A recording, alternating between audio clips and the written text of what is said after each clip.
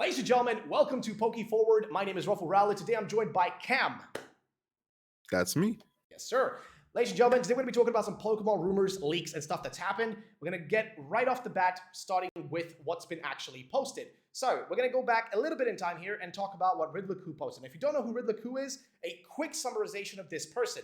He's a legitimate leaker that has legitimate information and has leaked this information over the last about 2.5 years, I would say. He's been leaking stuff for Legends Arceus, he's been leaking stuff for, I think, BDSP, and he also leaked stuff for Scarlet and Violet, and now he's going to be giving us info on DLC as well. One of the tweets he put out earlier in January was, DLC is so cool, looking forward to your reaction when it gets revealed, implying that the DLC actually seems to be something really sick. Now, again, this is not too crazy, this is just a little minuscule tweet. However, what he tweeted today is the big boy. He tweeted, do you guys want to know the code name of the DLC project for Titan? If you don't know what Titan is, that is the actual code name of Pokemon Scarlet and Violet and the Paldea region. And then he gave us this text right here, which I think is in Japanese, and he says, enjoy, it's a code breaking time. So this is a sort of riddle, because that's his whole thing. He's Riddler coup. He puts out these riddles where people, basically break down what these things mean and then try to figure out what he's trying to imply. So, Cam, have you seen this post already? I have, but I haven't really examined it, to be honest. I kind of just glanced at it and was like, we'll get there when we get there. All right. Well, here's the thing. There is someone who has broken this down or tried to break it down, which is the people over at the Code Breaking Discord ran by Soul Silver Art. If you guys don't know Soul Silver Art, he's a leak analyst, an old friend of ours. He's been rolling on this shit for the longest time, and he is back at it again. And he quote tweeted here a tweet from Poke Serena, who's also a Chinese and Japanese. Actually, no, I think Poke Serena is a Japanese speaker. So I believe she is. That. Yes, who understands what these things mean. And basically, she went out and said here, new riddle, which is that word right there. The characters can mean need many thousands, beard many thousands, but the riddle can also be phonetic, what it sounds like. I think it may sound like sudachi, a citrus. It also sounds a bit like ketakena? What does that mean? A scientific classification of whales. Okay. Geez. Okay. That's very, very specific. The whales one sounds like the most logical one, though. But that's the first thing that's mentioned. And Soul says, oh, I missed riddle breakdowns. We still don't have any answer, but I'm recapping all the best theories I've seen. Code names are usually one word, and usually don't means so most of this is speculative. Here's a translation, but note there may be more to it than just a translation. And he says that the prominent ID is sudachi, a Japanese fruit similar to lime. This makes sense. One word doesn't mean much. Academy named after fruit in base Scarlet and Violet, which actually is interesting because these things are green. And this is something that you and me, Cam, remember we talked about this, if they either do a third version or if they do DLC, what the color would be for that. We talked about this a little bit when we because this is going to be in a video we're going to be posting our prediction for our prediction for the DLC for Pokemon Day, right? So it's kind of interesting that they're mentioning a fruit because remember they've already used oranges and they've used grapes, both of which are, well, as far as I'm aware, fruits, right?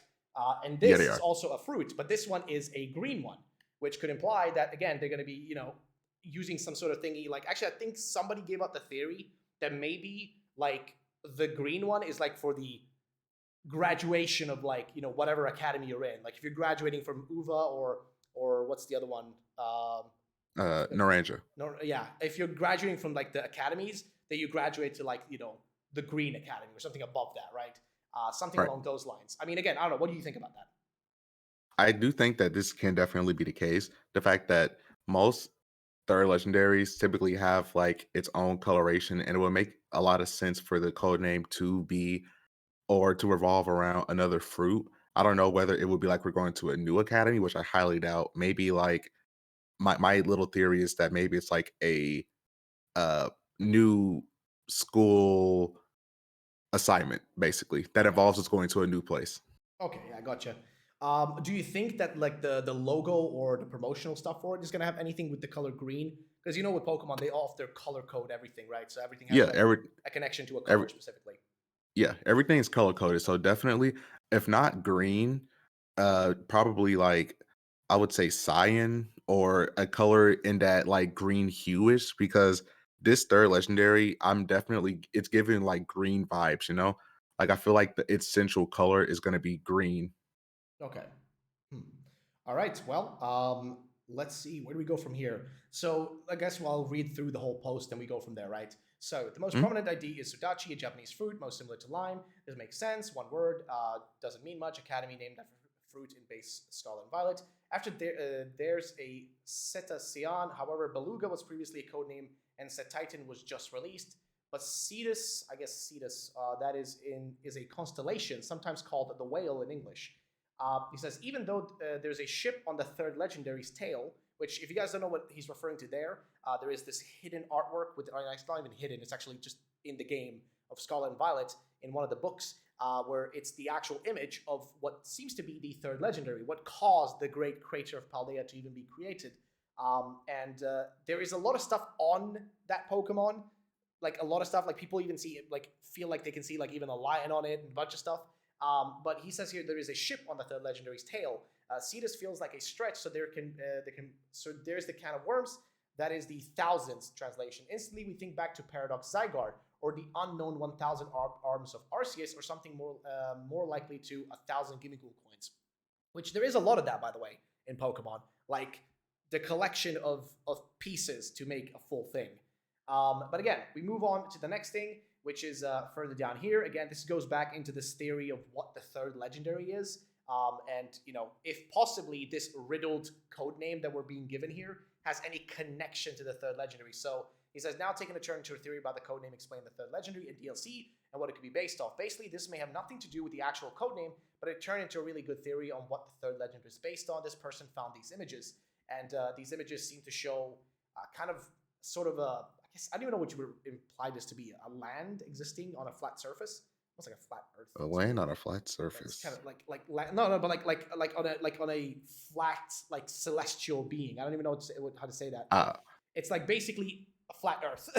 It's weird. I don't know how to apply it any other way, a but it's flat plane. yeah, a flat plane. Mount Sumi is what apparently it's from Indian mythology, as far as I can tell from this Indian mythology, and it's kind of strange. But he says the following, Doug.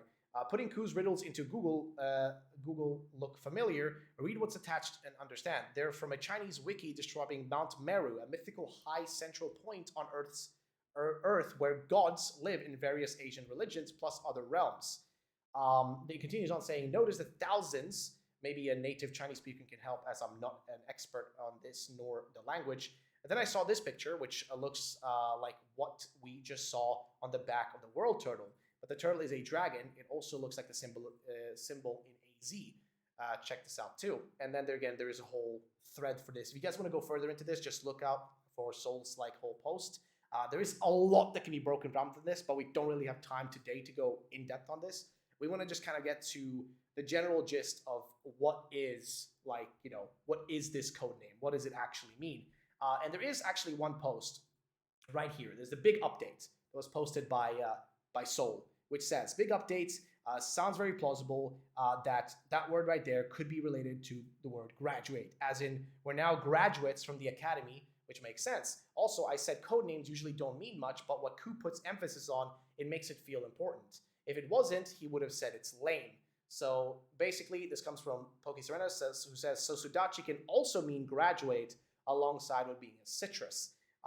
Which is intriguing. Okay, that's intriguing. So this is where it comes back to the thing I mentioned at the beginning. By the way, Cam, which is it possible that that's what this is about? Like that the DLC is like, oh, we're graduating from the academy, like we found the treasure, right? Because I don't Yep. remember like from playing the game, I don't remember exactly like once you finished all the story. All I recall is because I finished the game and I just moved on, right? Once Yeah. I finished all the 3 stories and I did the Area 0, that was it. I don't remember. Is there a thingy in the game in the story where like they specifically tell you, you graduated, right? Like, No. you know what I mean, like After because like, is there anything like that, or am I wrong? No, pretty much after you beat the game, they just imply that school just goes on as usual. Like all those Okay. Team Star students attend classes because they're like not quote unquote villains anymore. Yeah. She goes back to school. Arvin goes back to school. You can even do like Yeah. little hidden side quests where you just chill out with them during class periods. Yeah. like the game just continues as like normal. Okay. So what I'm thinking then is what he's trying to imply here, and now I think what's happening, and I think this might make sense, and it's actually something that somebody mentioned, Jasmine mentioned in chat, which is that you're graduating, literally graduating. So like we'll be done. I mean, this is what I'm hoping, which is what Jasmine said. We'll be done wearing the uniforms because think about this. It's like such a weird aspect of these games is that you're literally stuck wearing that same uniform the whole time. We can't The just switch exact our same outfit. uniform. Yeah. So is it possible that with the introduction of DLC, literally within the story, they'll have us graduate and finish our education, and now we're allowed to leave like Paldea like proper. You know what I mean? Like proper Paldea, we're allowed to leave the base region and F off all around like the world. You know what I mean? Um, Yeah. like and like literally take the uniform off because this is something again that you'll know about if you watch we did a 55-minute like podcast episode which should be up on the channel with our predictions for what the DLC is going to be. But I want to point this out here too because this video, or for people watching this as a live stream, for those who might see this video first, here's something that we speculated. We talked about, and Cam, you can give your whole like breakdown of this too, but we speculated specifically that there might be 3 DLC. And we tried to talk about like what we think all those DLC might be, and of course, what some possible directions could be. And I gave my thoughts that I think we would get like something to do with Southern Kalos, maybe not Kalos itself, but like something up there in that northeastern part of Paldea, and that area of the map would in some way or shape, okay, some freaking way, I'm not sure exactly how, but in some way or shape, that area would be related to the DLC, right? And then Yeah. I also pointed out, right, and this is what the one, and you remember, dude, I kept saying this. I personally think there's definitely going to be more than a singular DLC, and that the one part of the DLC, one of the DLCs, is going to take us to the equivalent of the Canary Islands, right? Like, which is an island chain that's a group of islands that are owned by Spain. And the reason I say that is because one thing we haven't seen yet is Nemona's parents, and we're definitely going to see them because they're implied that they're going to show up in the story. You guys may remember if you're playing the game that when you're going into the Great Crater for the first time into Area Zero, they specifically point out they specifically bring up the point of what's the word I'm looking for here? Like, oh, that her parents are rich and stuff. So this is where I speculated, and Cam, you can give your thoughts on this. But I speculated that we're going to get some sort of battle facility island that is literally owned by Nemona's parents, and that area will be accessible at any given point in the game, no matter how much progress you've made, whether you finish the game or not, because it will be implied as like a vacation place to go to. That's kind of the way I view it, like a vacation area that you can go to at any point, but then there will be another DLC that dives deeper into that northern part of the map, or there could be, again, 3 DLC or 2 DLC, but definitely another one to go back into the, Area Zero, explaining Area Zero, where, what's his name, Heath, right? Heath. Like, yeah, where he is, that kind of stuff. And for us to be able to explore all that, we'll be forced, like, to play that DLC, just like in Pokemon, Sword and Shield. To play that DLC, we'll have to finish the game, right? We'll have to finish the game and finish, like, the base game and become champion and all that sort of stuff and do all the stories and stuff to be able to access those stories because they continue the main storyline, right? Bringing back the Heath character, explaining him, the 3rd legendary, the brand new Suicune and Virizion paradoxes, all that kind of stuff, which perfectly leads back into the graduation name here.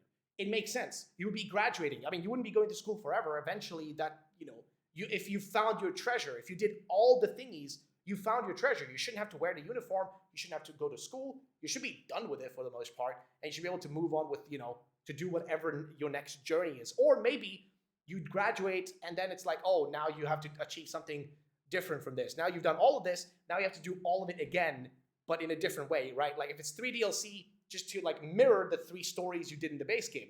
A Nemona DLC where you go to an island. A Arven DLC where we deal with Heath and the past and paradox forms and stuff.